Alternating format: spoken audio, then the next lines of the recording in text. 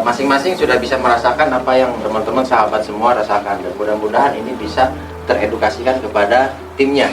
Dan saya ingin mengambil satu kesimpulan, masalah nggak ada, kita nggak menghadapi masalah dalam kehidupan ini. Jadi kita harus sadari bahwa hidup itu adalah masalah, tapi bagaimana kita bisa hidup berkah dan selalu bahagia. Sulit nggak untuk menciptakan kebahagiaan? Enggak. Secara kita nih, pada saat melakukan aktivitas, sulit nggak menciptakan kebahagiaan? Enggak. Bohong. Pada saat kita senang, baru bahagia. Pada saat susah, kita tidak bahagia. Tapi bagaimana kita menyikapi sebuah masalah itu selalu dengan bahagia. Susah, senang, kita harus bahagia. Itulah bentuk Syukur.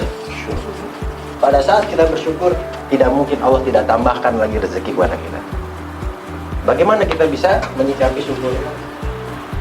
Harus berusaha selalu bahagia walaupun melihat masalah. Itulah hidup. Ini garis kesimpulan yang ingin saya sampaikan, terutama juga untuk merefleksikan kepada diri saya sendiri. Bagaimana saya juga berusaha untuk selalu bersyukur supaya hidup saya bahagia, dan melihat masalah karena saya masih pengen hidup dan saya pengen masih bisa memberkahi kehidupan saya itu tadi. Tidak hanya kita bisa sukses sendiri, tapi bagaimana kita bisa mensukseskan orang lain. Saya melihat perjalanan pada saat mau rafting, turun, masalah nggak? Masalah. Pada saat kita jalankan masalah ini dengan bahagia, terasa nggak perjalanan? Tidak. Walaupun terasa, tapi Lebih ringan. menjadi lebih ringan. Pada saat kita melihat, maka kita mungkin akan berhenti di sini, atau kita akan balik lagi. Pada saat sampai di bawah, selesai masalah kita. Belum. Naik perahu, ada yang takut, nanti kalau ketelan gimana? Sampai ada yang pada saat naik perahu, astagfirullahaladzim, la ilaha illallah, Allahumma sholli. Tapi tadi bagus kata Kak Enda, pada saat kita khawatir, kita kembalikan kepada Allah. Sampai dalam perjalanan, dia diam sendiri, tenang sendiri. Iya. Terbiasa dulu dia lakukan, akhirnya terbiasa dalam hati. Tetap berzikir, sampai akhirnya menikmati perjalanan. Bahagia nggak? Khawatirnya hilang? Takutnya hilang? Karena kenapa? Karena kita menciptakan kebahagiaan. Pada saat sampai di finish, selesai masalah? Belum. Adalah Tangga naik. Tangga naik. kita harus naik tangga. Benar tadi kata Angga, ada guide-nya bilang bentar lagi paling. Dihitung anak tangganya? Enggak dihitung. Pada saat dilampaui, sampai nggak ke atas? Sampai. Itulah kehidupan. Pada saat kita turun, di saat kita bahagia, terus kita menjalani kehidupan sampai ke garis finish, itulah yang dinamakan proses. Kita siap tidak melakukan proses itu tadi. Jadi bukan masalah hasil yang nanti akan kita dapat, tapi kesiapan apa yang kita akan lakukan pada saat kita berproses. Juga kalau misalnya kita mau sukses, kita harus teachable. Setelah kita belajar, kita juga harus humble. Maka akan terjadi miracle. Kita mau belajar dengan siapapun tanpa melihat kastanya dia seperti apa. Di saat dia sukses, kita harus mau belajar kepada mereka bagaimana mereka bisa menciptakan kesuksesan itu tadi. Pasti ada amalan yang mereka lakukan, ada langkah-langkah yang mereka lakukan. Dan di saat kita juga setelah bisa mengikuti dan menuju atau berproses, kita pun harus mau merendahkan hati. Di bisnis ini tuh bukan berarti kita pintar, kita hebat, tapi kita mendatangkan keajaiban pertolongan dari Allah Subhanahu wa Ta'ala. Orang yang mau terus belajar, orang yang mau merendahkan hati, disenangi sama Allah, akhirnya diberikan sebuah keberuntungan. Jadi kita sedang mengejar keberuntungan dengan apa? Ikhtiar kita. Apa ikhtiar kita? Bergerak. Nah, pada saat bergerak di bisnis ini, saya akan jelaskan lagi konkret bagaimana teman-teman bisa mengelola dari apa yang teman-teman kejar sekarang. Jadi harus memanajerial finansial. Ada berapa orang di 100, bagaimana pembinaan di minggu ke-1, ke-2, ke-3, ke-4, dan di mana porsi kita untuk melakukan aktivitas juga. Nah, ini yang sedang saya juga terapkan kepada teman-teman yang kemarin udah kelihatan kerja keras tapi hasilnya nggak ada. Nah, dibuat pola. minggu ke-1, minggu ke-2, minggu ke-3, ambil salah satu khusus untuk masing-masing. Cari prospekan, cari progres baru. 3 minggu untuk pembinaan. Supaya apa? Ada pola untuk pencapaian prestasi tadi. Kenapa saya harus berawal dari sini? Karena dari sinilah akan menciptakan aset atau uang tadi. Dengan aset inilah kita bisa memanage keuangan kita. Coba nggak ada aset, apa yang mau di-manage? Hah? Nggak ada pemasukan, apa yang mau di-manage? Manajerialnya bagus, tapi nggak ada uang masuk, apa yang mau dikelola? Nggak ada. Berarti harus membuat sebuah program, ada target yang harus dibuat. Target ini akan mengacu kepada pola atau planning yang kita akan kerjakan untuk menciptakan, dan ada evaluasinya. Jadi kesimpulannya teman-teman harus melakukan PDC, planning, doing, dan controlling. Jadi bahan evaluasi itu perlu. Planning, kerja membuat sebuah perencanaan dan lakukan. Pada saat berprogram, pada saat kita sudah punya perencanaan, lakukan. Jadi apa yang kita sampaikan, lakukan. Apa yang kita katakan, kerjakan. Tapi bukan hanya sebatas sampai kerjakan, harus dikontrol sejauh mana, dievaluasi. Apa yang sudah kita lakukan ini ada masalah nggak, atau sudah sesuai dengan ekspektasi belum gitu.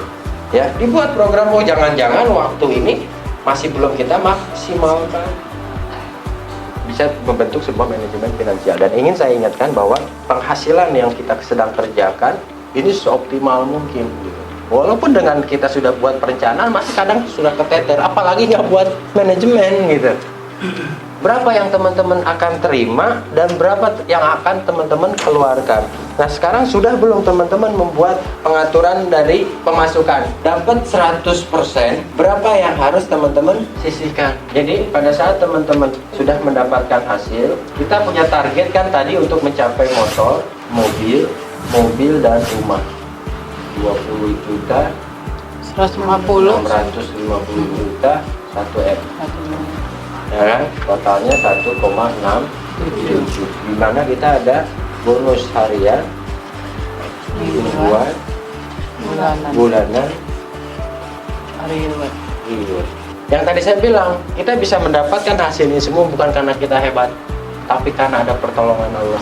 Nah, bagaimana kita mendatangkan pertolongan Allah itu dengan cepat? Mungkin teman-teman sudah melakukan, cuma saya ingin mengingatkan kembali. Untuk apa 2,5%? Untuk zakat malnya. Sisihkan lagi misalnya dari harta yang sudah kita dapatkan 2,5% lagi sampai misalnya sampai 7,5%, ya sah-sah saja. Masuk ke sedekah infak. Jadi zakat mah untuk membersihkan harta, sedekah ya untuk kita berbagi atas rezeki tadi. Nah, kelola dari 100% dikurangi 10%, anggap saja, berarti ada 90%. Nah, ini yang dikelola. Teman-teman harus bisa memanajerinya. Berapa yang harus digunakan untuk rumah tangga, mana yang buat operasional usaha. 30-40% harus dialokasikan, jangan dimakan semua ke rumah. Inilah yang akhirnya mengakibatkan pada saat kita dapat motor, selesai sudah, kita nggak bisa buat operasional. Semangat ada, tapi nggak ada bensinnya. Kira-kira jalan nggak? Enggak. Prospek kesana kesini, ya repot. Ngandelin leader ngajakin untuk prospek. Akhirnya apa? Target tadi yang sudah kita buat, planning yang sudah kita ini tidak terlaksana karena terpengaruh dengan tidak adanya alat bantu yang harusnya kita punya.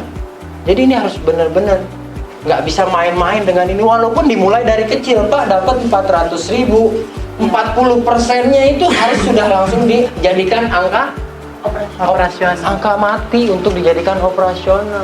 Pak, di rumah cuma segini butuhnya, ya nikmati. Karena kita punya tanggung jawab untuk melakukan pembinaan. Kita sudah dikasih amanah mitra, terus kita nggak bina, berarti kita zolim. Alasan zolimnya apa? Nggak punya uang, Pak. Ya karena tidak dialokasikan. Kenapa kita tidak bisa sampai berhasil? Karena kita sendiri tidak ingin berhasil. Kenapa nggak ingin, Pak? Ya karena tidak membuat sebuah manajerial, tidak membuat sebuah perencanaan. Ya gimana mau jalan?